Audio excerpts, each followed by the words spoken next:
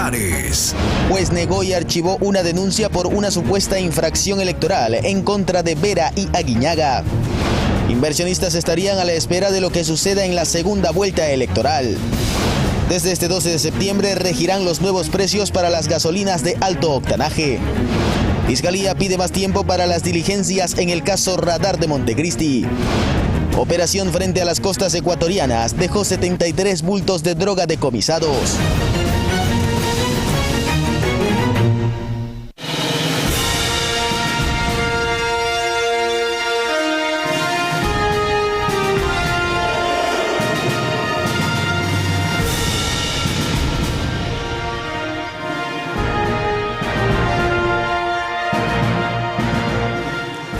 Buenos días televidentes de Ecuador y el mundo. En las costas de Manabí y Esmeralda se realizó una operación antidrogas que dejó un gran cargamento incautado. Sobre esta intervención más adelante tendremos más detalles. Bienvenidos a una nueva emisión de Noticias Soromar, primera emisión. Y el riesgo país cayó 185 puntos en una semana. Analistas económicos lo atribuyen a diversos factores, entre ellos que el precio del petróleo mantuvo alza durante los primeros días de septiembre.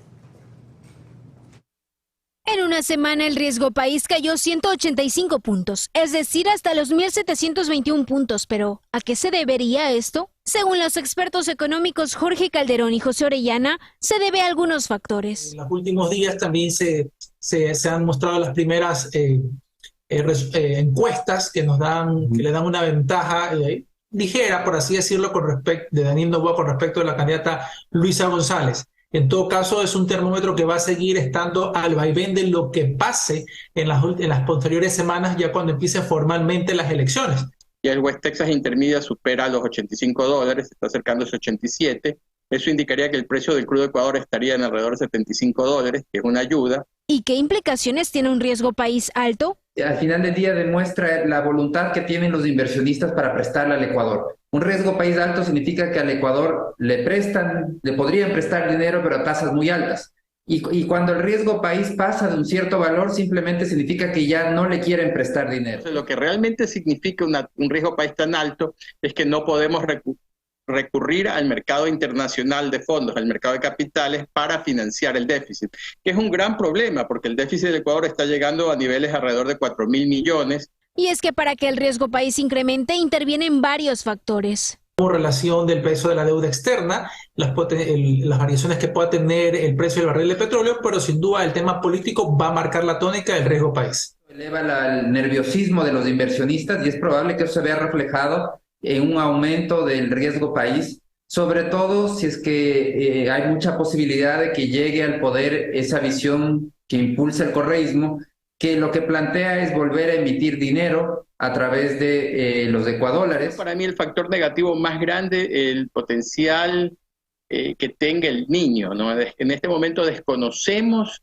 qué tan fuerte va a ser el niño. Sabemos que se viene un niño, no sabemos si va a ser leve o moderado, o quizás hasta fuerte, pero las estadísticas en este momento de los daños que pueden incurrir no se pueden calcular. Eso probablemente también afecta el riesgo país. Lo cierto es que aunque haya registrado una baja, esto puede variar con el transcurso de los días y a medida que se aproximen las votaciones. Anaí Vélez, Noticias Soromar. Y en otro tema, expertos aseguran que de los dos últimos decretos enviados por el presidente Lasso a la Corte Constitucional, solo el de gestión de riesgo puede ser considerado urgente.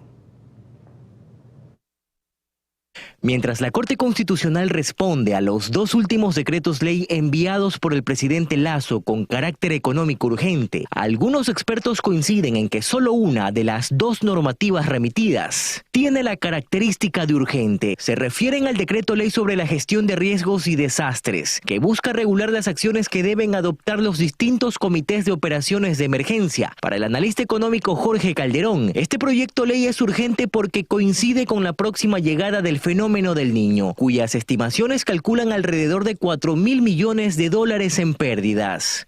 El primero de ellos sobre la gestión de riesgo, que sin duda cualquier situación que le ocurra al país por un desastre natural, sea terremoto, sea el fenómeno del Niño, que ese es el justificativo justamente con el cual se está presentando el mismo, No obstante, Calderón advierte que si bien la normativa es acertada, esta podría dar paso a posibles actos de corrupción, al no incluir exámenes preventivos para la asignación de recursos. Y esperemos en esta propuesta de decreto ley se fijen ciertos parámetros para, al menos post aplicación de esta normativa, para controlar que realmente el propósito y los recursos que se destinaron o se direccionaron a atender cualquier emergencia que pudiera presentarse hayan sido realmente para solucionar el problema, tanto a nivel de territorio como para la ciudadana. Por otra parte, el presidente Guillermo Lasso también remitió el proyecto Ley de Finanzas Públicas, que entre otras cosas busca un manejo más eficiente de las cuentas fiscales para garantizar el objetivo de temas económicos. El otro ley de las finanzas públicas quizás no tenga el mismo concepto de urgencia atrás, porque hay cambios de forma, ¿no? En alguna parte dice, donde dice presupuesto general del Estado, dígale gobierno central. Entonces, ¿dónde está la urgencia en hacer ese tipo de reforma?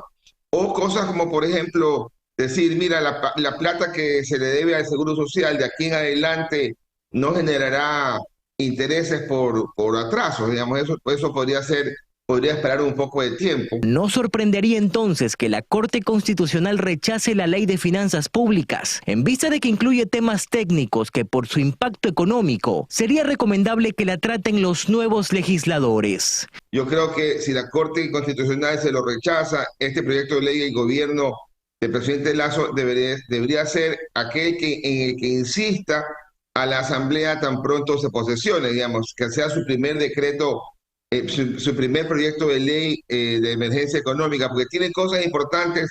Los dos proyectos ley ya fueron enviados por el Ejecutivo a la Corte Constitucional. Sin embargo, tras la disolución de la Asamblea Nacional, los magistrados de la Corte ya le han demostrado al presidente que estar en el gobierno no significa estar en el poder. Aunque el acuerdo comercial con China fue publicado en el registro oficial, este deberá ser aprobado por la Asamblea Nacional para que pueda ser ratificado por el nuevo presidente o presidenta del Ecuador. En medio de preocupación y optimismo, el acuerdo comercial que el gobierno ecuatoriano firmó con China en mayo pasado continúa su proceso de aprobación interna. El 28 de agosto el documento fue publicado en el registro oficial. Posterior a ello corre un plazo de 10 días para que sea impugnado o defendido por la ciudadanía. Después de este paso y por disposición de la Corte Constitucional, deberá ser aprobado por la Asamblea Nacional, que aún no se encuentra instalada. Pero es que este acuerdo comercial ha generado posturas diferentes. Por un lado, la preocupación de organizaciones como Acción Ecológica, que ven la posibilidad de amenazas contra los derechos humanos, la naturaleza y los colectivos. De hecho, parte de sus acciones es presentar una fundamentación técnica de esas observaciones, pues creen que Ecuador se volvería dependiente geopolíticamente de China, que busca adquirir ciertos recursos naturales con los que cuenta nuestro país, como minerales, hidrocarburos, entre otros. Otra de las preocupaciones implica la pesca, pues señalan que el tratado incluye la posibilidad de operación de buques fábricas, que procesarían los productos de extracción marina y los pondrían en el mercado de nuestro país. Por otro lado está el Comité Empresarial Ecuatoriano, que asegura se trata de un acuerdo que abarca beneficios para el Ecuador, los comerciantes y los ciudadanos.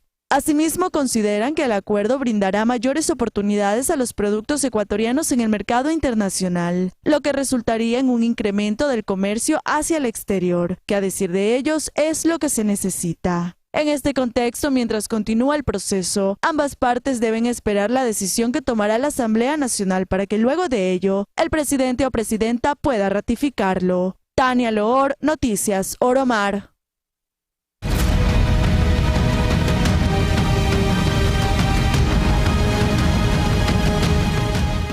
Y mucha atención con la siguiente información. 73 bultos de droga fueron decomisados en las costas ecuatorianas. Según las autoridades, desconocen de dónde salió la sustancia y cuál era su destino final. De la exploración que realizaba la aeronave se visualizaron 3 tripulantes. la mega operación que se realizó frente a las costas de Manabí y Esmeraldas no dejó detenidos, pero sí droga incautada. Que fueron encontrados 73 bultos, esto en el mar, pues luego que aparentemente una lancha rápida, pues inmediatamente al ver la presencia de la Armada Nacional los arrojaron al mar. Tenían dos opciones, o realizar la persecución de las personas, pero por la velocidad con la que iban ellos era un poco complicado, así que se procedió a incautar, a recoger la droga que estaba en el mar. En este despliegue que se realizó a 50 millas náuticas de las costas ecuatorianas, a más de la droga hubo otros indicios. También hay que recordar que también se encontró una sonoboya, pues, donde se determina también, muchas veces se utiliza, no muchas veces, se utiliza para poder ubicar la droga en el momento que se lanza, pues, y luego otras personas van en busca de ella y así poderlas localizar. Entonces también se tiene esa evidencia. Por ahora van a determinar la cantidad. Además, las autoridades dijeron desconocer de dónde salió la droga y qué destino tenía. Que han sido entregados por parte de la Armada hacia la Policía Nacional, van a ser trasladados hasta la jefatura de la Policía Nacional aquí en Manta, con el objetivo de que los peritos realicen el pesaje de esta sustancia catalogada a fiscalización, para determinar también qué tipo de sustancia es, pues, y de esa forma, pues, que el fiscal que aboque conocimiento, porque debe ser un fiscal especializado, pues pueda determinar las investigaciones correspondientes. Con este decomiso, en lo que va de este 2023, solo en la provincia costera de Manabí han decomisado aproximadamente 8,5 toneladas. Belén Mendoza, Noticias Oromar. Y las Fuerzas Armadas recibieron 20 vehículos Cobra 2 de fabricación turca. Además, el primer mandatario anunció que otros 15 carros tácticos llegarán a finales de octubre. Veamos la nota. Mediante una ceremonia militar, el presidente Guillermo Lasso le entregó a las Fuerzas Armadas 20 vehículos Cobra 2 de fabricación turca. Es un vehículo blindado táctico con una plataforma modular de características técnicas y tácticas superiores. Posee una excelente movilidad, proporciona mayor protección balística contra minas, dispone de una gran capacidad de carga útil y amplio volumen interno con capacidad de 11 personas armadas y equipadas. Mientras que el ministro de Defensa, Luis Lara, dio detalles del plan. Parte de un plan de fortalecimiento de las capacidades de la Fuerza Terrestre, que incluye la adquisición de 124 vehículos multipropósitos 4x4 y 13 vehículos 6x6 de fabricación israelí.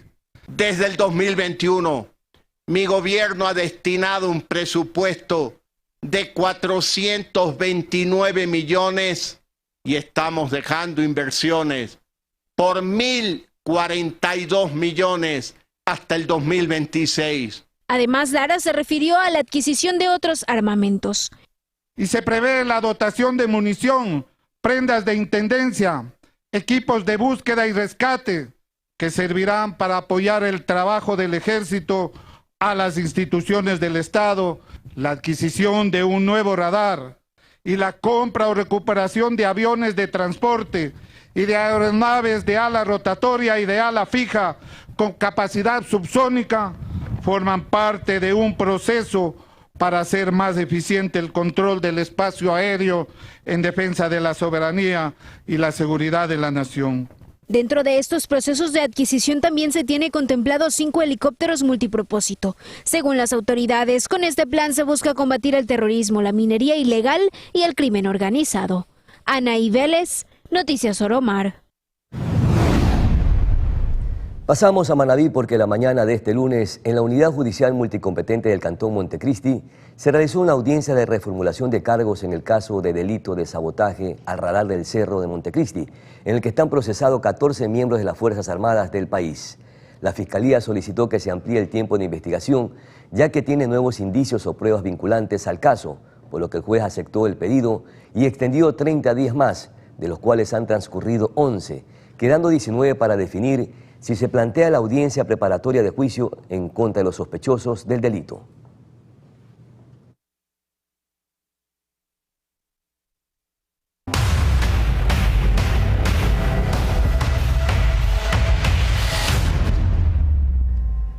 Y la denuncia por una supuesta infracción electoral en contra del presidente del Consejo de Participación Ciudadana, Alemer Vera, y la prefecta del Guaya, Marcela Aguiñaga, fue negada y archivada por el juez del Tribunal Contencioso Electoral, Guillermo Ortega, quien consideró que los denunciantes Juan Esteban Guarderas y Bernardo Gijón no lograron demostrar que Vera y Aguiñaga infringieron la ley electoral en los comicios del 5 de febrero del presente año. Los denunciantes pretendían que Vera y Aguiñaga fuesen destituidos de sus cargos, el primero por haber recibido el respaldo del correísmo cuando las organizaciones políticas no pueden hacer campaña, y por el Consejo de Participación Ciudadana, y Aguiñaga por haber actuado como presidenta del Movimiento de la Revolución Ciudadana. Sin embargo, el juez remarcó que la difusión de publicidad electoral a través de redes sociales no se considera parte de la promoción electoral.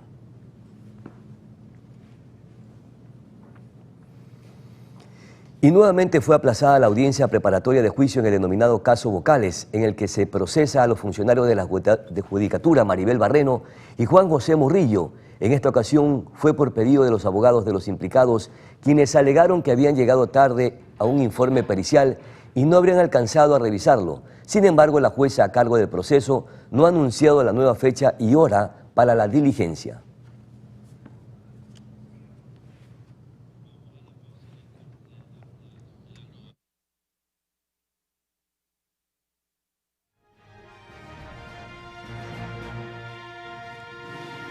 Perfecto, queridos amigos televidentes en todo el país. Es el momento de una cortísima pausa publicitaria. Al regresar estaremos conversando con el doctor Fausto Murillo Fierro. Él es vocal del Consejo de la Judicatura, precisamente alrededor de estas presuntas irregularidades que se presentan en esta importante institución de nuestro país. Ya regresamos.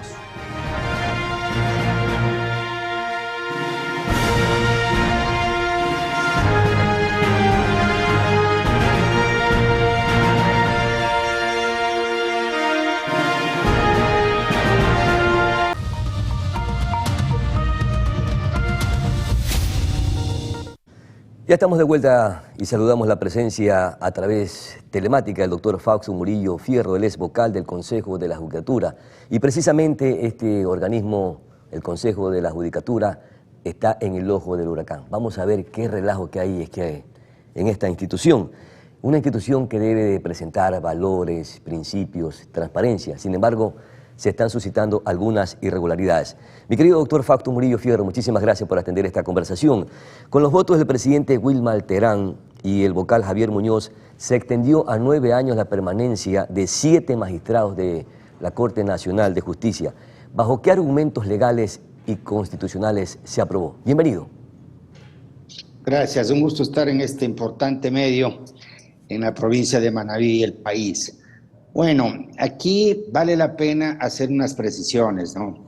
Esa resolución fue tomada en una sesión convocada con 2 horas de anticipación y con la convocatoria se adjuntaron los informes técnicos, vale decir, de talento humano y jurídico, para que el Consejo, a través de una resolución, pueda modificar la resolución anterior que había dictado a fin de establecer las vacantes con las cuales vacantes que debían ser llenadas a través del concurso que arrancó hace más o menos 3 semanas.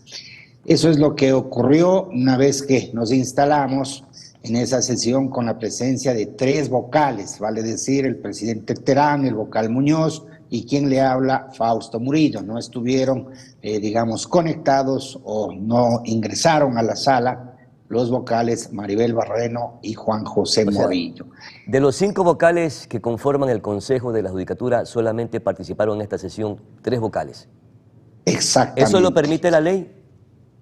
Se hace quórum con 3 de 5. Perfecto. Para tomar las decisiones en ciertos casos, como la destitución del juez Macías, se necesita al menos 3 votos conformes. En este otro tipo de resoluciones, que son actos normativos, sí se pueden aprobar con un quórum de 3 y con una mayoría de esos 3, como ocurrió en el caso que estamos hablando, 2 votos a favor y mi voto en contra. Claro. Esa fue la decisión que adoptó la mayoría, en este caso, repito, el doctor Wilmar Terán y el doctor Javier Muñoz, de prorrogar o extender los plazos de permanencia como magistrados de la Corte Nacional de Justicia a jueces que habían participado de acuerdo a las reglas que previamente había establecido el propio Consejo de la Judicatura, en armonía, naturalmente, con el Código Orgánico de la Función Judicial y con la Constitución. Había magistrados que debían cumplir el periodo de 3 años, otros de 6 años, y los que, digamos, completaban o tenían completo el periodo para 9 años. Y usted, aquí, doctor, no sé si me permite... Doctor, ¿por qué votó en contra de la moción? ¿Qué supuestas irregularidades existen alrededor de la aprobación de la extensión de estos jueces que participaron, obviamente, en un concurso público para mantenerse en las funciones como magistrados de la Corte Nacional de Justicia por 3 y 6 años y lo han prorrogado hasta el 2030? Aquí vale la pena recordar a la ciudadanía. En el 2019, el Consejo de la Judicatura, que integro, procedió a hacer la evaluación de los jueces de la Corte Nacional. En esa evaluación no superaron casi un 80% de jueces y tuvimos que llamar en el año 2020, plena pandemia, a un concurso público de méritos, oposición, impugnación ciudadana y control social para llenar esas vacantes. Sin embargo, los que fueron ganadores de ese concurso tenían que completar el periodo de quienes no superaron la evaluación y que les faltaba en algunos casos 3 años y en otros 6 años. Esa es la razón por la que asumieron ese concurso con reglas claras y en pleno conocimiento de que era para 3 años en unos casos, para 6 años en otros casos y para 9 años en otros casos. Y entonces, ¿qué intereses hay en mantenerlos hasta el 2030, tomando en consideración que ya cumplieron su periodo de 3 y 6 años y que fue un proceso de complementariedad? ¿Qué intereses hay detrás de esto para mantener a estos jueces, a estos 7 jueces en funciones hasta el 2030? Bueno, todavía no concluyen el periodo de los que estaban para 3 años. Termina en enero del 2024 y los que estaban para 6 años terminan en enero del 2027. Ah, pero ahora terminarán en 2030, pues. Lo que ha hecho esta resolución con 2 votos es a los de 3 años sumarles 6 más y a los de 6 años sumarles 3 más para que puedan llegar hasta el 2030. Eso es lo que ha hecho y en mi criterio esa resolución contradice, como digo, la resolución del Consejo de la Judicatura que tiene y guarda armonía con el Código Orgánico de la Función Judicial y con la Constitución de la República, que establece que hay que hacer la renovación por tercios. Aquí voy a poner un ejemplo para que la ciudadanía comprenda. Ustedes recuerdan que el doctor Wilman Terán asumió las funciones en febrero del 2023. Con la lógica que acaban de aprobar la resolución prorrogando, en esa lógica el doctor Wilman Terán debería terminar su periodo después de 6 años, lo cual no es verdad. ¿Por qué? Él asumió para completar el periodo que dejó en su momento la doctora María del Carmen Maldonado Sánchez, el interinazgo o el encargo que asumí yo, hasta concluir el periodo de todos, que es en enero del 2025. Ya, mi querido doctor, y estas irregularidades que generalmente son las que revisa el Consejo de la Judicatura alrededor del sistema judicial, ¿quién revisa todas estas infracciones o estos cometimientos que constriñen contra la ley y contra la Constitución? Porque, mire usted, acaba de decir 2 cosas que me están dejando ruido. Primero, que modificaron el orden del día y segundo, que aprobaron una moción en donde participaron solamente 3 vocales del Consejo de la Judicatura y con 2 votos aprobaron precisamente la prorrogación de las funciones de los magistrados de la Corte de Justicia. ¿Ahí están cometiendo irregularidades en este proceso? A ver, primero una aclaración. No modificaron el orden del día. La sesión fue convocada para conocer la resolución, análisis y resolución respecto a la prórroga en el periodo que deben cumplir algunos magistrados de la Corte Nacional de Justicia.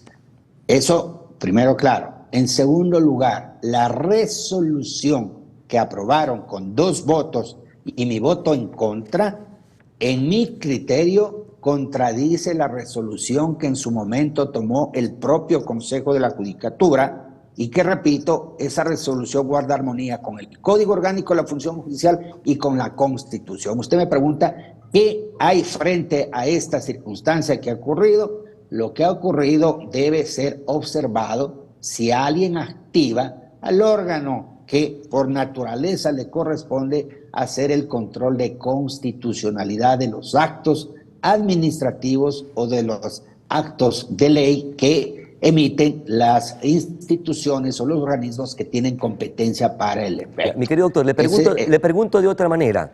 Si solamente 2 jueces aprobaron esta moción con minoría, ¿significa que esta remoción no es válida?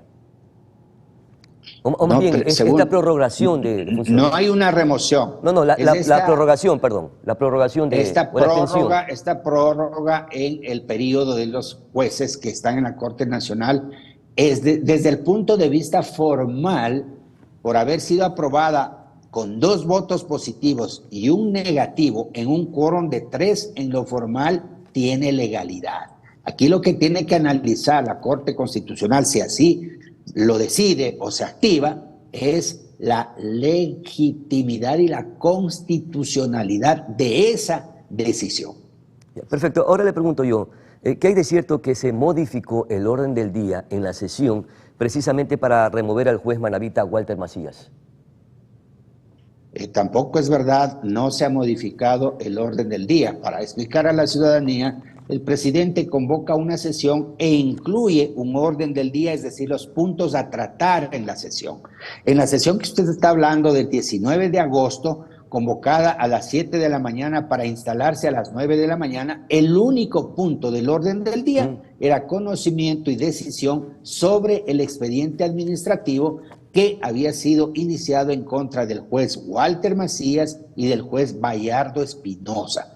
El orden del día se fijó y se conoció y se decidió. Otra cosa es, en cuanto ya al desarrollo de la sesión, a la moción para aprobar el informe del área de la Subdirección Nacional de Control Disciplinario y los detalles o las circunstancias que se dieron dentro de esa sesión. Perfecto, muchísimas gracias por aclarar el tema. Ahora, ¿por qué la Fiscalía General de la Nación investiga el Consejo de la Judicatura por obstrucción de información?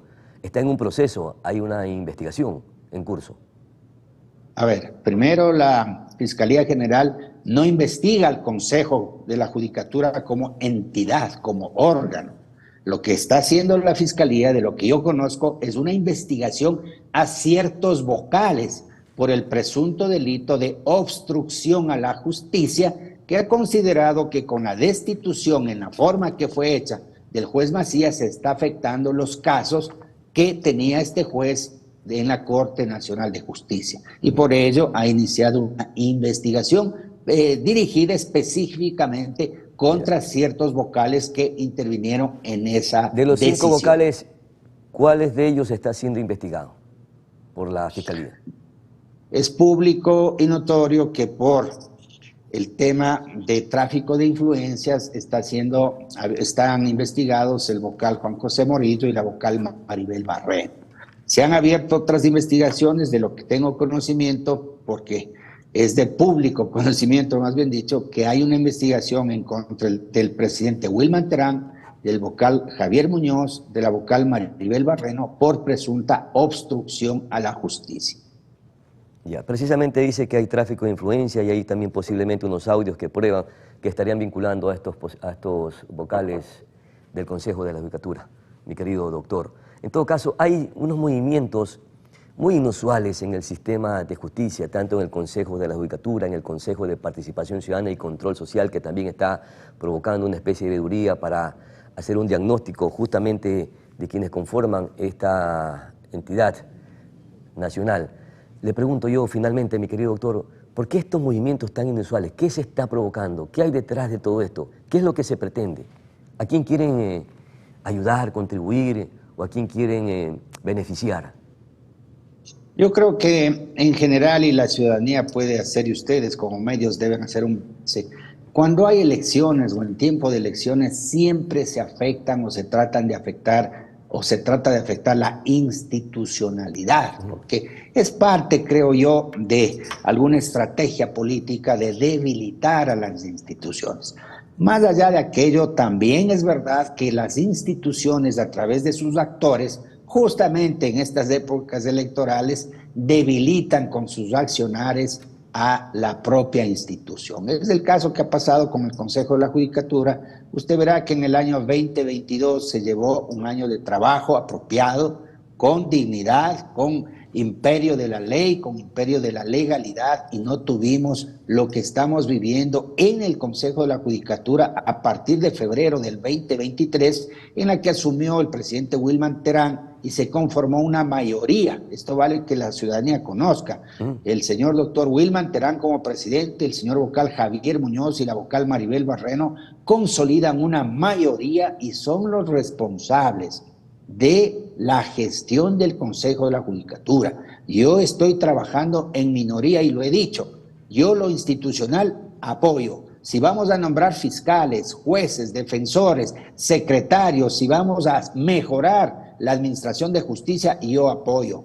Pero si van sin competencia, forzando las normas, violentando las normas, a pretender suspender a la señora fiscal general del Estado, a suspender como efecto lo hicieron al juez Walter Macías, o destituir como en efecto lo hicieron al juez Walter Macías o a cualquier otro juez, violentando los procedimientos, yo me opondré, yo observaré, cuestionaré y saldré, como hoy salgo a los medios y he salido en estos días, a aclarar cuál es la realidad para que no se tergiverse. No somos todos quienes estamos involucrados en esas decisiones, en mi criterio, arbitrarias, reñidas con la normativa. Mi querido doctor Fausto Murillo Fierro, muchísimas gracias por atender esta conversación, este diálogo con Noticias Soromar, el ex vocal del Consejo de la Judicatura. Vamos a una pausa publicitaria y regresamos con más informaciones en Noticias Soromar, primera emisión. Ya volvemos.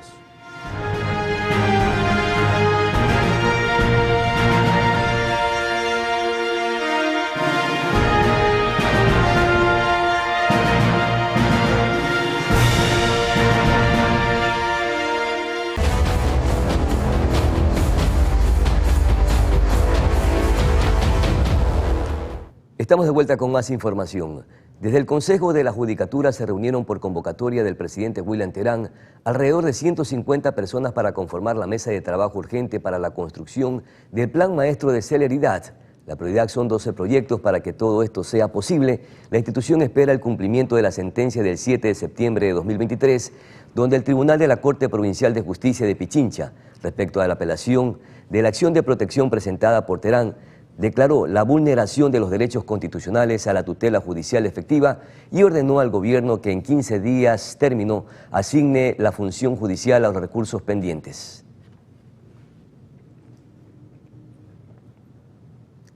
Y a través de un comunicado, la empresa pública Petroecuador anunció que a partir de hoy, 12 de septiembre, los ecuatorianos pagarán nuevos precios por la gasolina Super Premium, que pasará de costar $4.20 a $4.33, y la EcoPlus, que hasta ayer costaba $3.39, desde hoy se ubicará en $3.44.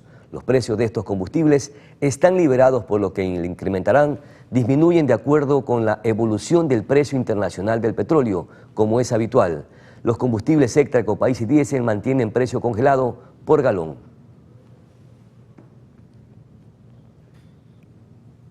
Y 120 días es el plazo de finalización de los trabajos de asfaltado, limpieza y cunetas de alcantarillas en la Panamericana Norte de Cuenca. Hasta el momento se ha cumplido con el 10% de reparación del tramo vial.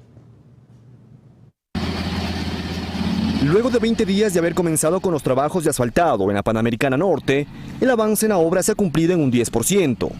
Conforme el cronograma, en esta semana se iniciará con la estabilización de la estructura del pavimento, desde el ingreso a Petroecuador hasta la Avenida del Bombero. Estamos trabajando de domingo a domingo.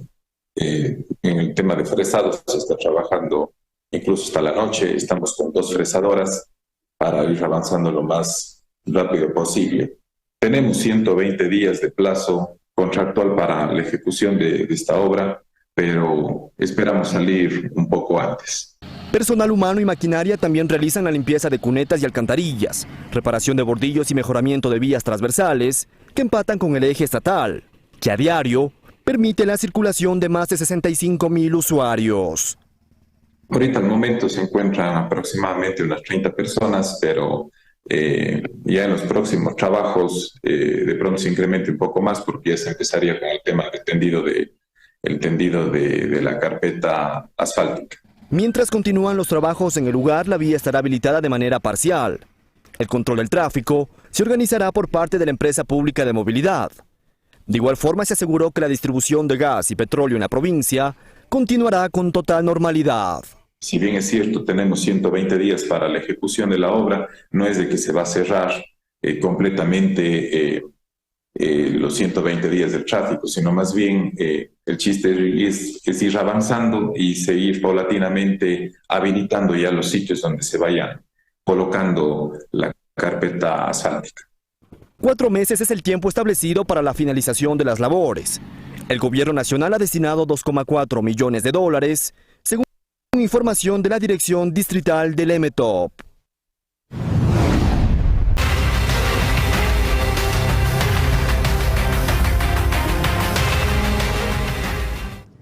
Y en Cuenca, 2 cadáveres con signos de violencia fueron encontrados este domingo 10 de septiembre en el sector de Sinincay.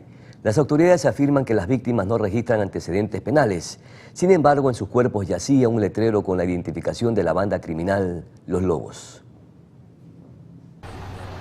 Maniatados y con signos de violencia fueron encontrados los cadáveres de 2 hombres, un ecuatoriano oriundo de Morona, Santiago, y de un ciudadano de nacionalidad colombiana.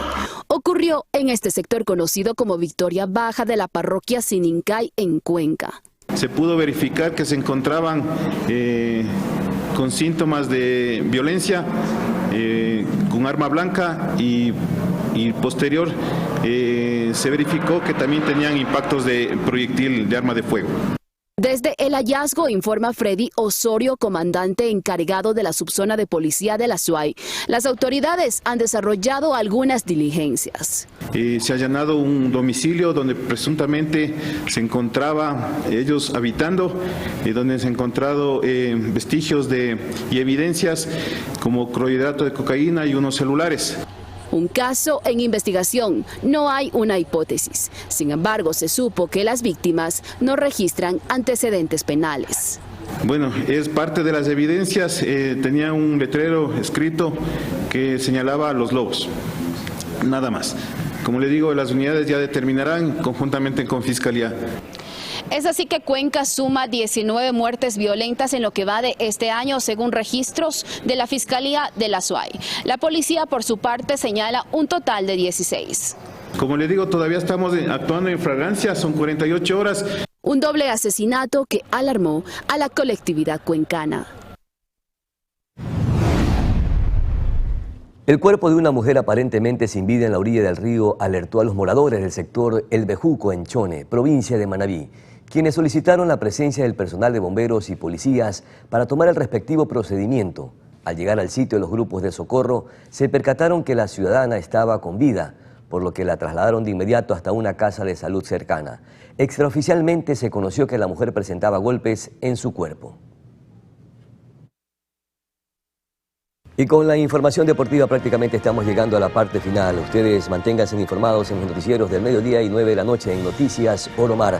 Para el día de mañana tendremos la participación y presencia del gerente de la empresa pública Aguas de Manta, Miguel Ceballos, precisamente para conocer cómo se está preparando, cuál es el plan de contingencia que prepara Manta para enfrentar el fenómeno climatológico El Niño. Ustedes sigan en la programación de Oromar.